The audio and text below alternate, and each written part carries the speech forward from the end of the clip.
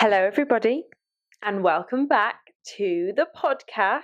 Welcome to another episode. We're still here. We're still going. We're just as shocked as you guys, I'm sure. I've committed to something. Yeah, I can't believe it. I say this every week, but I just can't believe that we're actually continuing to make podcasts. But like we said last week, we are loving doing it. We're having the best time and just loving talking about weddings. Yep, So, shall we roll the intro? absolutely. Off we go. Hello and welcome to Confetti Conversations, The podcast where me and my sister talk all things weddings, wedding planning, and married life.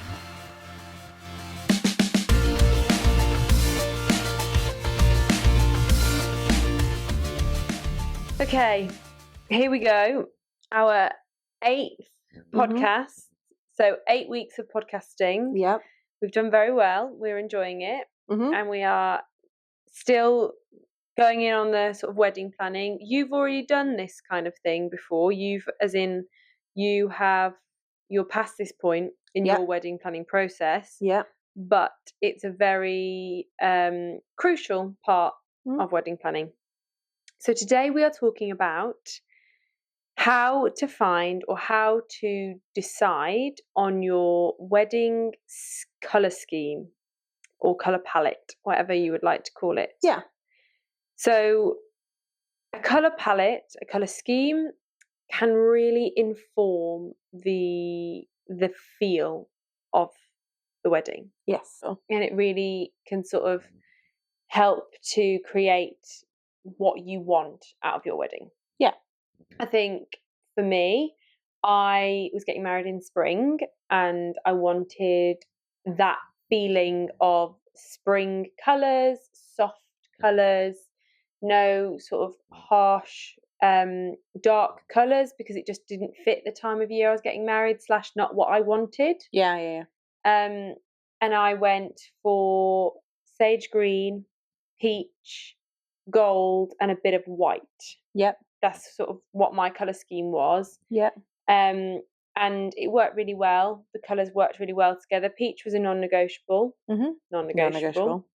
I was always going to have peach as one of my wedding colours since I've been a child, haven't I? I was going to have peach as a wedding colour. So that was always an option. Not an option. That was always going to be a thing. And then sort of in the past couple of years, I've just started to really love the colour green. And I thought that sage green would be a lovely complement to it. Yeah. So that's why I went with those two as my main colours, with accents of gold, and then a little bit of white to sort of tie bits in. Yeah.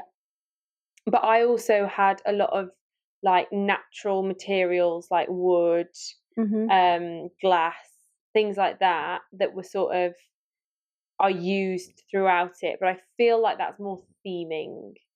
Yeah, yes. But then when you look on things like Pinterest, when I started looking for colour schemes, you put in, like, for example, purple colour wedding, and a lot of them come up with these like colour palettes, but also like the boards it comes up with will have the theming that goes with it. So I would say if you were going to choose like a purple, generally it'd have more like glass and like more polished stuff.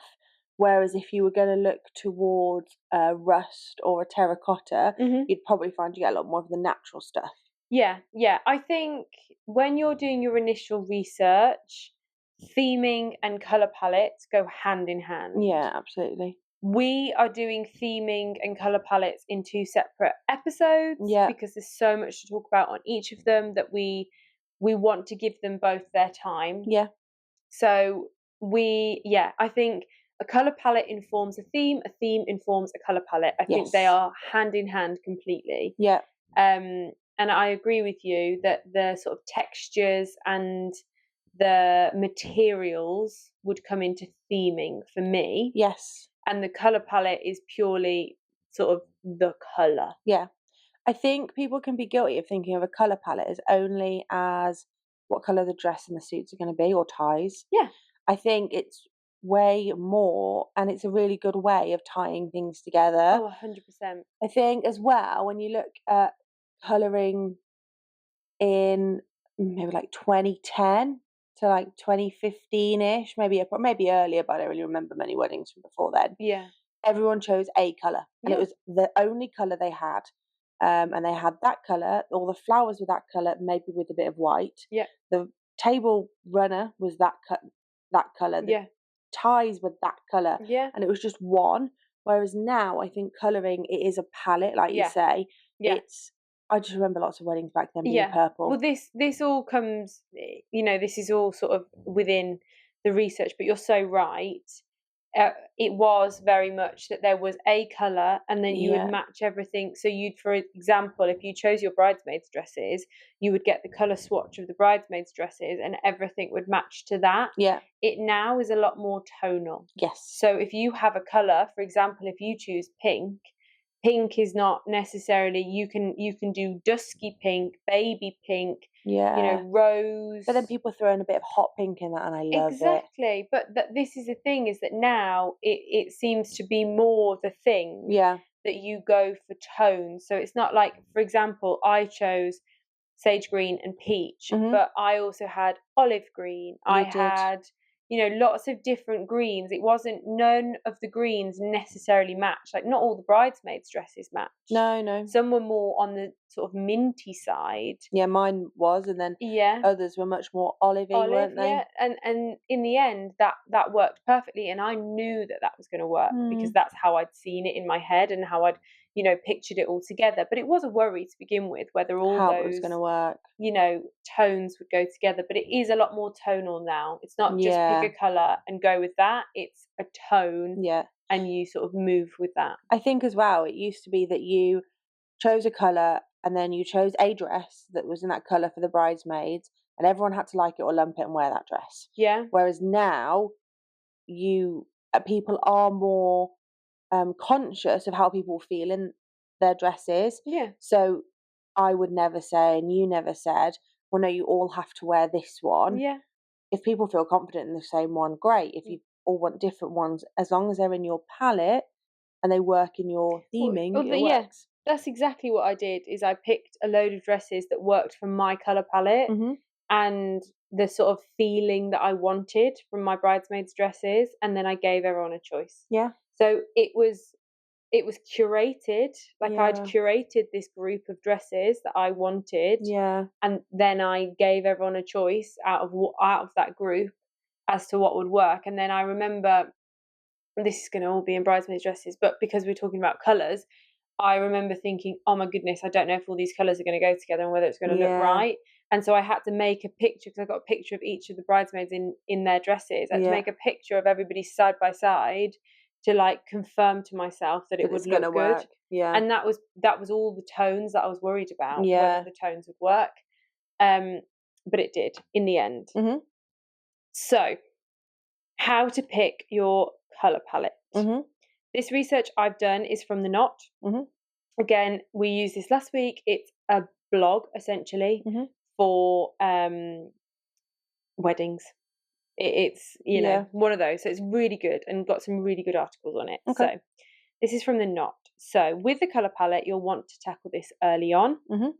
It's going to inform a lot of your choices. And it's something that you need to sort of start early on, but be flexible. You don't have to pick a single colour, like we've said, and go from there. Yeah. Be flexible, and you can always sort of take away, depending on what works best during your planning process. Yeah. It seems like an easy task, but an easy way to start is to pick a few colours that you like and then go from there. Yeah, I love it. So there are a few things that you would want to consider before deciding on your final colour combination: wedding season, formality of the event, and overall aesthetic. Mm-hmm. So obviously, some, like we said about my wedding, I went for very springy colours. Yeah. And we're not talking about Hayley's colour scheme, by the way, because we want to keep it under wraps. Yeah. So you're not going to find out about Hayley's colour scheme until after the wedding. So I'm sorry about that, guys, but we've got to keep some secrets. Yeah. My guests need a surprise from something. Absolutely. Yeah. So for me, my colour scheme was very spring, which is the season I got married in. I got married in a marquee and it was a very relaxed environment, and I feel like the colour sort of lent itself to a very relaxed environment, and it went with my aesthetic. So, you know, I think I nailed those 3, and I think you have as well. Yeah, I think the only thing I keep thinking about with mine, which touches on theming again, but I know the kind of vibe I want to have with mine, and it could be really easy to go too cozy. I want it to be more fun, so I've got to try and get the little bits, the little touches. But this is where we talk about tone. Yeah, that you get the brighter bits in. I was literally about to say that is that it's all about which tone you pick. Yeah, because you could pick a more muted tone, which would give you that cozy vibe. Whereas if you went for a vibrant tone, it would give you that sort of more fun. Yeah, you know, and you can do both. Yeah, and that's why I'm trying. It's really hard to try and do that together. And one of the bits like about that I found is like you have your main color palette, and then you have the one that's going to bring the vibe you want. So you'd either do a darker one if you want it to be more cozy, or a brighter one if you want more vibrant fun. Yeah, which is what I'm trying to do. And that also depends on the season, and I'll talk about this later on. But just now that we're talking about it, that for you, for example, autumn lends itself to being able to be on the summer side or on the winter side. Yeah. So in autumn, you can go either way. Yeah. Whether you want to sort of add brightness to make it a little bit more summery, or you want to go for the more muted tones and make it a bit more wintry. Yeah. So autumn, you can go either way. But we will touch on that a bit later on again. Fair enough. Okay, so what is a wedding colour scheme / palette? And I don't know which works, colour scheme, palette. They both mean the same thing, but I think I interchanged the whole way through, so sorry about that. So essentially, it is a collection of colours that are used in various ways throughout your wedding.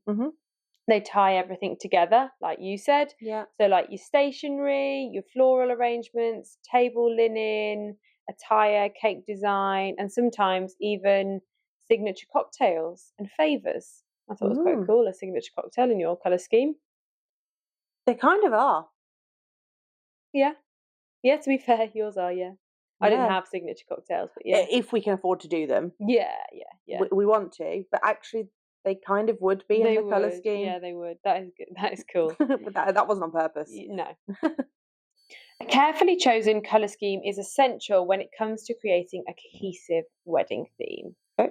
So, you know, exactly what we've said about our weddings is that to tie everything together, you want to have a colour scheme that works well together as well. Yeah. And this is what you said earlier. It's not what it used to be, where you would choose one colour and everything would match to that colour. Yeah. It's not like that so much anymore. No. And I guess the pressure of trying to find everything that would work all in one. Yeah, it's probably harder. Yeah. But then I think you can get like overdo colours, like. Oh, yeah. Yeah. And colours that don't go together. Yeah. As well. Like you can. It's like saying, you know, these 3 colours are my favourite colour and I want them to be in my wedding. Yeah. But they just don't go together. Yeah. And like, that's fine if that's what you want and you think that looks great. Yeah. That's your decision. It's your wedding. Yeah. But for me, I've seen some colour schemes, I think. Yeah, a bit scary. Yeah. Like, it give me a headache. A bit too bright for me, but that's my personal opinion. I like muted tones anyway. Yeah, see, I'm loving the ones that have been a bit more this year, and I think we're going to see more of them next year. Yeah. These really bright, like bright oranges, bright pinks. Yeah. But they've got like a powder blue in. Yeah. I love that. Yeah, no, I agree with you. But those 2 colours go so nicely together. Yeah. And I think that the venue in that respect has something to do with how well that's pulled off. Yeah, I think you're right, actually. I think there is an aspect of choosing your colours of what actually goes with your venue. Like, you probably could with yours go to multiple different venues and have the colour scheme that you had. Yeah. But I think some of, you know, like the monochrome. Yes. That a lot of people are doing, it looks really good. Yeah. But that wouldn't necessarily suit a really country, like quirky venue. No, not really. Not that it wouldn't.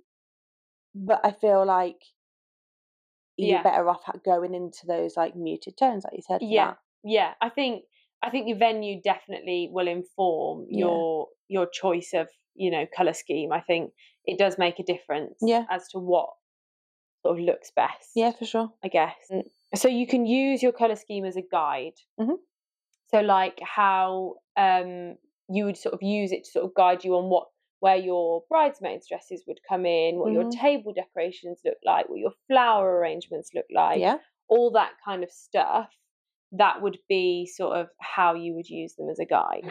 And like I'd said this before, instead of picking like two of your favourite colours that might not necessarily go together, maybe think about picking like a family of colours. Like I said about the greens. Yeah. Like I chose sort of sage green, olive green, which can come in loads of different tones. Yeah. And I sort of chose that sort of family, if you like, of colours. And I was like, anything in that colour scheme is fine. Yeah. Like I didn't need it to be specifically. You didn't need it to be perfect, did you? No. And I think that worked really well. Yeah, absolutely. And so by doing that, you're creating a colour scheme that feels layered and dimensional. Ooh. I know. But you don't have to worry about everything matching perfectly. Yeah. And I think that's quite hard. Like I love everything to match in life. So when it comes to things like this, and you're talking like tones, and when I was trying to look at flower options, and you were like, no, they'll go. And I'm like, they don't match. I know. See, I'm all about the tones. Like I like everything to be of a tone. I'm not bothered. It doesn't have to be like in my lounge, for example. Yeah. I've got lots of variants of orange and green, and mostly from your wedding. Mostly from my wedding, yeah. But a lot of them don't match and they don't go together. But when you put them all together in an area with a neutral base, it just allows them to sort of pop, but not need to be like, they don't have to all be the same colour, because you'd probably get a little bit bored of it. You can so tell you've done an interior design course. This is my favourite kind of thing. This kind of stuff is, I suppose actually you doing that is a great thing for stuff like this. Yeah. Because you see it, but you're arty and creative, whereas I'm like, is it better on the red or the green? Yeah. That's as much as my colour comes in. Yeah. For me, it's very much, I have a creative brain, and this side of it is so creative. Yeah, is what I like about it, because it's making those, making the mood boards, putting essentially going onto Pinterest and picking a load of photos that match my theme and just putting them all together. And that's my kind of favourite thing. Yeah. So that, to me, this colour scheme stuff was a lot of fun. Yeah. It is fun. Yeah. So, as we've said, you should start thinking about your colour scheme in the early stages, but not necessarily. You don't have to have it sort of pinned down. Yes. But you want a ballpark, really, of where you're sort of... Oh, I'm losing my book. What you're aiming for. I think as well, you don't want to set, like, if you set yourself up to be like, this is the colour scheme I'm going for, and no one's going to budge. If that's what you want, fine. Yeah. But be flexible to change the colour if you need to, or add colour, or like, I am quite indecisive when it comes to stuff like that anyway. And I, even doing research for this, could have probably changed my colour about 5 times, because there's some amazing colours you can choose from. Oh, isn't there? Yeah. I could have easily done so many different colour variants. Like I really wouldn't have struggled to pick a different colour variant. They're so good. I think because of the autumnness, it channels me a little bit. Yeah. Into a certain kind of way. Yeah. However, if I was like a spring summer bride, I think my mind would have been blown. Yeah. There's so many options. Yeah, there really is. And with that, the colour scheme will determine, or can determine, the month you get married. Like if you choose a colour scheme, that will then help you to sort of move into a season. Yeah. Or the season will help you choose when you get... No, the colour scheme is what I mean. The season will help you choose the colour scheme. Yeah. So it all sort of comes into each other. Yeah. Okay, how to pick your wedding colours. So this is the good bit. Let's get into the good bit. So get inspired by your setting. Yep. So your venue will inform the feel and the colour that you want. Okay. If you have a decorative venue with some elements, make sure that you either incorporate the colour that the venue has within your colour scheme, or it might not be the venue for you. Do you know what I mean? If you don't like the colour of the carpet, of the curtains, then it might not be the venue for you. One thing I would ask though, do you think you should ask your venue, like, is this going to stay? Are you planning on redecorating? Because what if you plan your colour scheme to that? Yeah. Then the green wall is now peach. Yeah. No, absolutely. I would agree. I would definitely, if there's something in particular that is making you think, I want this venue for this. Yeah, check it staying. Definitely check it. Definitely check it. Yeah, 100%. So then choosing colours that complement your venue. So, if my venue, for example, we've spoken about this, was a marquee with, it was all green outside, and having the green and the peach sort of really tied it all in together with the accents of white from the marquee. Yeah. So all of that kind of came together and created like a cohesive style and was informed by the venue. And I think when we went to look at the venue, I was pretty sure on the colour scheme. Yeah. But the venue then made me think, no, this is the right colour scheme for my wedding. Yeah. Absolutely. And keeping your wedding must-haves in mind. So if there's something that you absolutely must have, and it's a certain thing or a certain colour, certain flower, that's something that you need to consider, because will that go with your colour scheme, and is that a possibility within your colour scheme? Like, can you get a rose in that colour if you're desperate? I think you get roses in any colour. Well, yeah, you can put them in coloured water, I think, and dye them. What? Yeah, I think you can put roses, like, how they get the multicoloured roses? Yeah. I think it's from putting them in coloured water. I might be wrong, so don't quote me on that one, but I think that's blown how my they do mind. We'll have to ask Helen. Yeah. Right, thinking seasonally. So thinking about the colours that work with your season. Yeah. Absolutely. And an accent colour can help to lighten or darken. Oh, yeah.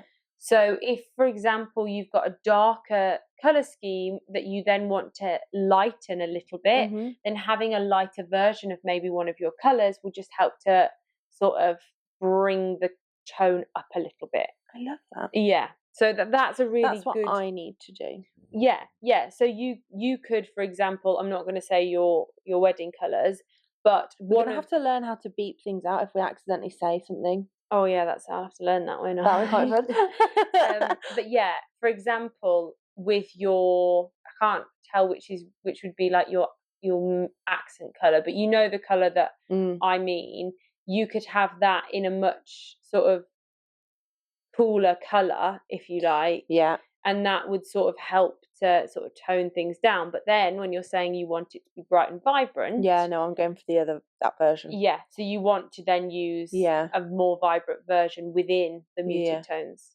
Blows my mind. Oh, there's so much to it, and it's so easy to do it wrong. Yeah. It's so easy to sort of make. I think that's where it comes in, when you know what you want, like in your head you can picture what you want. Yeah. I've obviously got the help of you, that you know what you're doing. Yeah. Whereas I can see why people are like, I'm going to a stylist, like a wedding stylist. They are geniuses, in my opinion. Oh no, they really are, and that's what they're there for. Yeah. That's what they are, skilled people. Yeah. And when we see the one locally, when we go and see their showcase. Yes. Oh my gosh. Yeah, they are incredible. Amazing. They are incredible. Yeah, no, and I think I'd love to do stuff like that. Like, it's so fun. Yeah. And like picking the different colour schemes and the items that go together. And oh God, as a job, you'd love that. You'd love working there. You'd actually love that. Right, so setting the mood. So as in, the colours will set the mood. Yeah. So they can, like you're saying, the muted tones for the for the cozy vibe, and the brighter colours for the more party, fun, that kind of vibe. So that is definitely, that's going to make a difference within your colour scheme. And thinking about your style and the atmosphere that you want to have, which is exactly what you've said. I think I understand this wedding planning stuff now. I think I'm getting there. I think you're good on the colours. Looking at what you love and looking at the colours that you really love, and then sort of using those within your wedding to sort of show off your personality. Yeah, I love that. Yeah. Right. Doing your research now is sort of where we're at. So I briefly touched on this before, but at the beginning of your wedding planning journey, I would recommend going on Google, Pinterest, Instagram, all those kinds of places, and finding out, finding pictures of what you want. Now, that might not necessarily be in your specific colour scheme. That might just be like a cake you like, or a set of dresses that you like. Mood board making is fun. Yeah, but mood boards help so much to narrow down what you really want. Yeah. Because you'll spend a long time thinking, oh, I want this and I want that, and I'm going to use a bit of this and a bit of that. And then when it actually comes to it, when you actually look at it, you think, oh, I don't really like that so much because I really want this. Yeah. And creating those mood boards, and I did it a lot when I first got engaged. Mood boards were like the thing that I just wanted to do. You made loads of mood boards. You didn't just make a mood board. You made a whole wedding planning folder. Yeah. This little folder, and it was a little chunky thing. It was so cute, but it was packed. It's basically Philippa's brain in a folder. Yeah, it was. We took it to the first dress fitting, and the woman absolutely lost her mind about it because it is so cool. Yeah. Phil is very tactile, like you want to make it, you want to feel it. Yeah, like you did it on an iPad. I've got an iPad version. Yeah. I printed out photos individually. Got a print stick out. And stuck them down. Like, that's me. Yeah, it is. We're different in that way. Is that we've done the exact same thing. Yeah. They are identical. Yeah. But mine is print stick and yours is on an iPad. But I'll just print it out and put it in a folder and it'll look the same. Yeah, exactly. But it won't. No, but it will, because that's exactly the process that I did. It's just that I like to glue and stick, and you like to rearrange them. Yeah, you rearrange them all on one page. Yeah, do you know what I mean? Yeah. But the process is exactly the same, and it creates the same outcome. Yeah, it allowed us both in those moments to create to create the vibe and the look that we wanted. Yeah. So absolutely. Now, when you're looking at colours that you want to go together, looking at the colour wheel is really helpful. This blows my mind. Yeah. So colour theory. Yeah. Blows my. Our hairdresser talks about it. Yeah. And she even pointed out the other day when I was there. Yeah. And I was like, okay. Yeah. So with the colour wheel, basically opposite colours on the colour wheel go together. So for example, blue and orange. They go together really well. Really? Yeah. Yeah, they're opposites on the colour wheel, blue and orange. So those are the sort of, essentially, you want to sort of keep opposites or neighbours. Neighbours. You can't do things like that because you might get copyrighted. I think there's a certain amount of seconds you're allowed before you get in trouble for it. Have you done your research? No, I just listened to so many podcasts that stop singing songs at a certain point and they say that. Okay. So, All right, then that will be fine with that then. Okay, stop now though. I used to love watching that one, Nanny. Yeah, no, it was good. It was a good program. It was a good program. But yeah, I'll say it again because you're just going to sing again. No, I won't. But the I'll hold it two in. colours next to each other on the colour wheel. Next door neighbours. I'm not. Right, enough now, please. Okay, sorry. So they also work together. So you want opposites or the two that are next to each other on a colour wheel. Quick, move past before she sings again. Quick. So don't overthink it is a massive tip. Don't. Story of my life. Yeah, well, this is a thing though, because all of it with all of it with wedding planning is just don't overthink it. Yeah. Don't overcomplicate it, because in reality, what you pick. I can't speak. What's wrong with me? What you pick and what you want is going to be the best. Obviously. Yeah. Because it's your wedding. Yeah. And that's what you want. Yeah. So, you can have a poo brown wedding if you want. Maybe don't take poo brown, because I'm sure there's people out there who have probably had poo brown weddings and they really like them. I'm sorry about her talking about poo brown. So don't overthink it. Don't put the pressure on yourself that it has to be this perfect colour scheme, or that it has to be something that other people are telling you should do. If you want it to be a certain colour, it can be whatever colour you want it to be. And that is the most important thing, that both you and your partner are happy. No, it doesn't matter what colour Ellis wants. Fair. I felt the same about Sam, so yeah. What if it matters about you? What you want. It's probably more healthy to choose with your partner. Yeah. However, I chose and told. Yeah. I think he likes it. I mean, well, he's not said no to it, so. Well, yeah. I'll take that as a win. Yeah, true. He just said bright, actually, which I'm trying to incorporate. Yeah, so fine. You're granting his wishes. What more can you want? I'm all his dreams. That's fine. So your colour scheme will inform a lot of your decisions. Yeah. Your flowers, like we've spoken about. Dresses, all suits. that kind of stuff. Yeah. And having, as we've said before, a tone. I've said, as we've said before, so many times in this podcast, so I'm really sorry about it, guys. But at least it wasn't non-negotiable. But we're going around, we're picking back up all the time. We just keep picking back up where we left off, which is, at least we're keeping on theme, on brand. On theme. I'll come to edit it and I'll be like, what on earth was going on in that podcast? But it'll be fine. I'll make it work. But it doesn't have to match perfectly, like we've said. And actually, a tonal wedding with tonal, colours, or a tonal wedding, a tonal wedding can look more sophisticated. Yeah. So, that is sort of an option. So this is the good bit now. I mean, all of it's the good bit, but there we go. So now, avoid these 10 mistakes when choosing a colour scheme. Oh, better make notes. Yeah. This is from Brides, so similar to the knot. But yeah. So colour is critical for setting the scene of your wedding. Yeah. And how you use it, how much you use it, and where you use it, you'll have to decide. So like how much of the colour you have, you can have a little bit of it, you could have it totally sort of covered in the colours, like that's something that you do need to decide. But you don't want it to be the wrong tone, so you don't want it to seem as jarring if you've got two colours that don't really go together, or boring if it's just something that just doesn't really have a lot of sort of atmosphere, I guess. So thinking that you need to set a colour scheme would be a mistake. You don't need to set it straight away. No.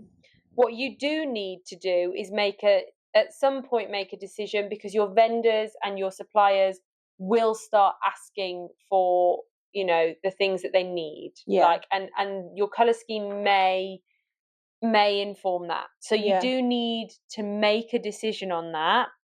And this comes into the next one of waiting too long to set your colour scheme. Yeah. Because then you might make a rash decision and decide, oh, I want to just have an orange wedding, or I want to have a purple wedding. And actually you wanted a blush pink wedding. Yeah. And because you had to make a decision quickly, like, for example, if you have somebody styling your wedding and they're saying, oh, what napkins do you want? And then you're like, oh, I don't know, I'll have those ones. And then they don't actually go with the colour that you wanted. Or you're having a summer wedding and it's very busy and the colour that you wanted then becomes out of stock. Yeah. So you don't want to make the decision too early, because you don't want to then regret the decision, but you don't want to make it too late because you don't want to make any rash decisions. Yeah, fair. So you want to select colours that are for your style, not for right now. So this is kind of for you. I think that you could easily have gone with the new trend of the pink and orange. You would have loved it. Yeah. And it would have been beautiful. Yeah. But it wouldn't have been you necessarily. No. I think that's the feeling I want to have. Yes. As in my head, that's I am that person. Yeah. I'm not. I'm my colour scheme all over. You are 100% your whole life is that colour scheme. So similar to how mine is, my life is my colour scheme. Yeah. But I can see you with that colour scheme, with the bright colour scheme. Yeah. But I just think that this is timeless. And when you put your wedding photos up in your house, like, it's just going to look so, And that's part of it, like with your photos, those are the memories that you'll keep forever. Yeah, that's so true. And if the colour scheme doesn't necessarily fit into your lifestyle, like obviously, if you want it to, you can do whatever, you can have whatever colour scheme you like. But if you're only going with that colour because it's a trend, it's probably not the colour for you. And it sounds mad because I'm making loads of stuff. Really makes me want to go to B&Q and look at the paint. Oh, I love the paint. But I always pick a paint colour thinking it's going to be one colour, and then it comes out and it's always way brighter than it looks. Because of the stuff I want to make, like, I'm really keen to make them at the moment. They're all I can think about. Well, then do it. Ellis, we're going to B&Q in a minute. Yeah, and maybe not today. No, not now. So maybe selecting colours that aren't normally found in nature, that can make it hard to sort of match with flowers and things like that, unless you want, sort of, you can find like very, very bright flowers, but sometimes having at least one colour in your colour scheme that will tone with nature just means that you can bring your flowers in a little bit easier. Yeah. Okay, so picking too many wedding colours. Now, this would be so easy to pick too many wedding colours. Yeah. Because if you like a bit of this and a bit of that, and these colours all go together, and then you think, well, actually, no, there's too many colours. It just doesn't quite work. Yeah. So trying to keep it sort of limited to maybe 2 colours with maybe a metallic accent. Yeah. And maybe something a little bit neutral as well. Just sort of ties you all in together, and it's not going to be too jarring. Love it. Right, playing it too safe. Don't be scared to try something a little different if it suits you and your partner. Mm-hmm. So if you, for example, Ellis loves bright colours, so go for the bright colours because that suits your personalities, and it suits the vibe of the wedding. Yeah. So I think, definitely, incorporate those bright colours. Mm-hmm. And don't forget about classic white. Whites can be, so timeless. White, cream, a little bit of baby pink. Oh yeah. Like that kind of colour palette can be so timeless and so beautiful. Yeah. I in my head thought about this really timeless, sleek, elegant wedding, which I would have loved. But those would have been the colours I would have gone for. Yeah. It's not the vibe we're going for. No. But I sometimes look at these when you see on Instagram or TikTok or whatever, and I'm just like, oh, it's gorgeous. I know. I'm loving the powder blue with the white as well at the moment. That looks gorgeous. There's so many colour schemes that I could easily have picked. Yeah. But for me, my style is very rustic. Everything, all of my my house decor and everything. And I've always been really rustic with my crates everywhere. Yeah, that's all from the wedding. But that's how I am. And I think if I'd have gone for this really sleek, super, I don't know, modern sort of colour scheme, I think people would have been a bit like, that's not really you. And it wouldn't have suited me and my personality. No. And I think that is something you definitely have to consider. And pairing the wrong colours. But no colour is ever wrong, but there are pairings that go better than others. Yeah. And you need to think about how those pairings look and whether they're, like we said before, jarring or not. Yeah. Because sometimes they can be a bit too much. If you want some clashing colours, because clashing colours can look really good, I would suggest doing a little bit of a clashing colour, mostly surrounded by something neutral, so that it's not overwhelming. It's just sort of something that gives you that vibrancy, but doesn't need to be too over the top. Love it.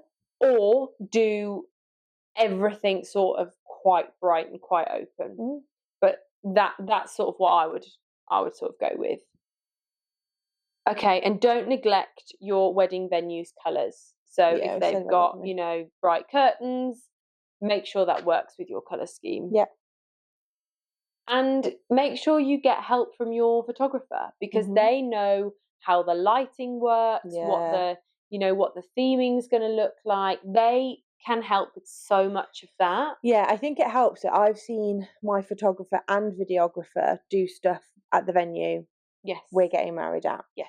And that's where we first met our photographer. You had her as well, didn't you? At my venue. Yeah. And I could look at her Instagram and be like, I literally go on her Instagram, look at the wedding she's doing at the moment, and she has done one recently at our venue. Yeah. And I can see the colours. I can see there's a lovely little greenhouse that they take really lovely photos in, and I can see what that bride's done, and it looks amazing. Yeah. And it gives me ideas. Yeah. So by using that it does help having our photographer work at the venue. Yeah. I've got actual images from where we got married. Yeah. Not got married, getting married. Yeah. To go with. Yeah. Oh yeah. Yeah. But your photographer will be able to tie things together and make, so clever. Make the lighting and everything work really well together. So make sure that you're, getting their opinion on the balance, on the this, all of that kind of stuff. Yeah. If you're ever unsure. Mm-hmm. So that's kind of all the tips and tricks, really. But I've got a few colour suggestions. Ooh, okay. I say a few, there's 15, so there's quite a few colour suggestions. So, ocean blue, white and green. Ooh. Mixed pastels. Yeah, love that one. Love that one. Yeah. I would so have done mixed pastels. Peach and turquoise. That's quite bright. Ooh. White and green, which I think is a really lovely classic. Yeah, classic fresh. Classic, yeah. Burgundy, dusky pink and cream. I love burgundy and dusky pink together. That's such a nice winter colour without making it Christmassy. Yes, I like absolutely. Pale green, blush and blue grey. Now this is that's the kind of colour scheme that informed my colour scheme. Yeah. So a lot of people do sage green and blush. Yeah. And I obviously did peach, which is very close. Yeah, so I saw a lot of pink, and like a lot of my flowers sort of were like on the verge of pink. Yeah. But there was some very peachy ones. Yeah. Yeah. Yellow, purple and pink. That's a very bright one. Yeah. Green, pale yellow and apricot. Quite like that. I quite like that one. Nice. It's quite summery. Mixed jewels. So that's like your really dark tones, like your burgundies, your emerald green. Your really super dark tones, which is lovely. Again, wintry without being Christmas. Yeah, absolutely. Pure white. Love it. Rust, burnt orange, scarlet and wine. Yes, I've seen a lot of that. That's lovely. Yeah, again, autumn, winter. That's sort of, I think I can see that as sort of the end of October. November, yeah. Yeah. So red and sage / silver green. I've never seen that one before. That just makes you think Christmas. Yeah. Which fun. Probably is. Yeah. Pastel pink, black and white. Nice. That's a classic. Yeah. Navy, white and gold. Yeah. That was my sister-in-law's colour scheme. Yeah, it's gorgeous. Beautiful. Yeah. And then pink ombre. So lots and lots of I love pinks, that. Which is good. So this now little bit is just sort of tips for the different seasons. So colours for each season. So spring is sort of full of rejuvenation and happiness. So blush, sky blue, yellow, lavender and ivory are reminiscent of a blooming garden and give that romantic feeling. Cute. Love it. Summer, bright and energetic, ultra saturated tones, hot pink, lime green, orange and turquoise. And summer fruits can give you a colour inspo. So like mangoes, limes, that kind of thing. Love it. Autumn, drawing inspiration from nature. You can add colour from the adjacent season, like I was saying before. Yeah. So September, you can bring in summer colours. November, you can bring in darker colours. And that just means that it's good transitional sort of time. So pumpkin inspired orange, browns and greens. Love it. For autumn. And then winter, it can be Christmas inspired with your red and green or blue and silver kind of tones. Or you can go with elegant metallics and neutral tones, and balance your darker colours with lighter colours to avoid it feeling too harsh. Yeah. So those are sort of some little helpful hints for the seasons. Yep. So I think that is everything I've got on colour schemes. There's a lot to sort of talk about. There's a lot of information that, is out there really. And you can go onto any of these websites, these, Bride Book, Hitched, the knot, and bridal buzz, brides. There's so many that you can go on that will give you like tips and tricks on how to pick your perfect color scheme. And also Pinterest and Instagram are great for giving you ideas. Yeah, absolutely. So there's so many different color schemes out there, and they're all so lovely and so worth it. So yeah. Love it.